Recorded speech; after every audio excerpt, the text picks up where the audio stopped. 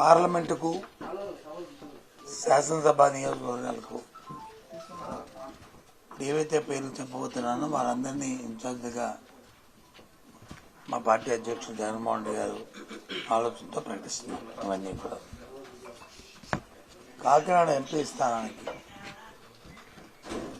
Parliament నియోజకవర్గానికి చలమశెట్టి సునీల్ నియోజకవర్గ ఇన్ఛార్జిగా ఆయన బాధ్యతలన్నింటినీ పార్టీ బాధ్యతలన్నింటినీ కూడా ఆయన చూస్తారు. మచిలీపట్నం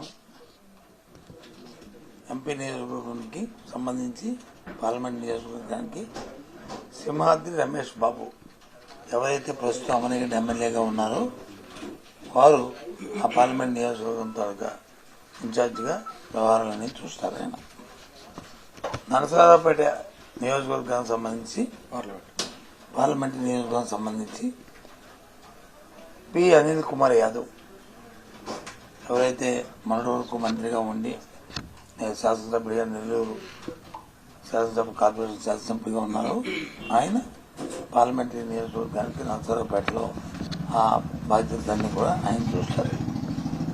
తిరుపతి ఎంపీగా ఎస్ఎస్ఎంలో ఇప్పుడు ప్రజెంట్ ఉన్న డాక్టర్ ఎం గురుమూర్తి ఎవరైతే ఉన్నారో ఆయన మొన్న సత్యవేడు ఎమ్మెల్యే నియోజకవర్గానికి వచ్చి పెట్టాం. మళ్ళీ ఆయన తిరిగి బ్యాక్కి ఆయన పార్లమెంట్ నియోజకవర్గాన్ని ఆయన పర్యవేక్షించడానికి ఆయన్ని చూడమని చెప్పి ఆదేశాలు ఇవ్వడం జరిగింది. అలాగే అరకు వ్యాలీకి ఎస్పీ శాసనసభ స్థానానికి మన అక్కడున్న పార్లమెంటు సభ్యులని అక్కడ ఆ ఎమ్మెల్యే స్థానాన్ని పర్యవేక్షించమని చెప్పారు. ఇప్పుడు ఆవిడని కాకుండా రాగం మత్స్యలింగం ఆయన్ని ఆ శాసనసభ నియోజకవర్గంలో మరి ఆయన పార్టీ వ్యవహారాలు అన్ని చూడడానికి వచ్చి ఆయన నియమించడం జరిగింది. అమనగడ్డకి డాక్టర్ సింహాద్రి చంద్రశేఖర్ ఒక ప్రముఖ వైద్యులు అంకాలజిస్టు రాష్ట్రంలోనే ఆ తండ్రి గారు కూడా సింహాద్రి సత్యనారాయణ మంత్రిగా చేశారు. వారి అబ్బాయి అయిన డాక్టర్ సింహాద్రి చంద్రశేఖర్ గారిని ఆ శాసనసభ నియోజకవర్గానికి ఆయన్ని ఇన్ఛార్జిగా నియమించడం జరుగుతుంది. సత్యవేడి ఎస్సీకి అసెంబ్లీ స్థానానికి ఆ నియోజకవర్గం సంబంధించి నౌకతోటి రాజేష్ వీళ్ళని ఆ నియోజకవర్గ ఇన్ఛార్జిగా వీళ్ళు నియమించడం మరి ముఖ్యమంత్రి ఆదేశాల మేరకు పార్టీ అధ్యక్షుల ఆదేశాల మేరకు వీరందరినీ కూడా అంటే 4 ఎంపీ స్థానాలు 3 ఎమ్మెల్యే శాసనసభ నియోజకవర్గాలు 4 పార్లమెంట్ నియోజకవర్గాలు 3 శాసనసభ నియోజకవర్గాలకి ఇవాళ మరి నియమించడం జరిగింది. వాళ్ళందరూ కూడా ఇవన్నీ కూడా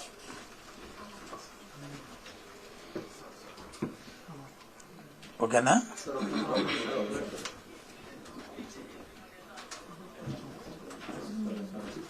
చెప్పండి, వెళ్ళి తీసుకుంటాం.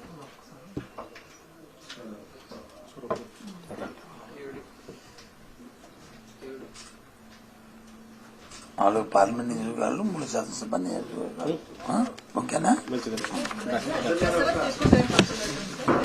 ఓకే అమ్మా, కాసార్ చెడ్డి ఎక్కువ ఉన్నాయి. నేను సిద్ధం మేము సిద్ధం అంటే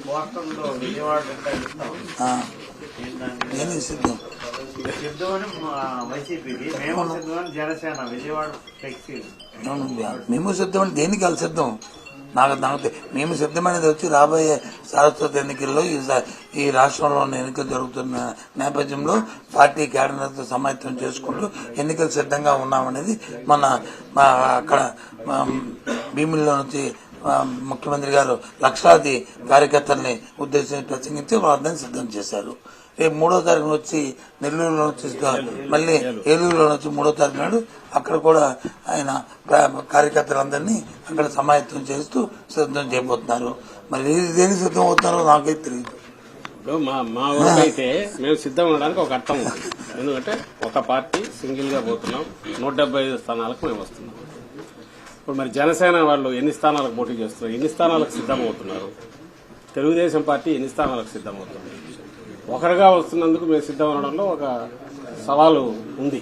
సంఘటన ఉంటుంది. దానికి ఒక అటువైపు నుంచి అనడంలో ముందు అసలు వాళ్ళు కలిసి వస్తుంటే ఎన్ని స్థానాలు మొత్తం 175 స్థానాలకు పోటీ చేయలేని వాళ్ళు, మందలుగా తప్ప కలిసి రాలేని వాళ్ళు దేనికి సిద్ధం అంటున్నారు?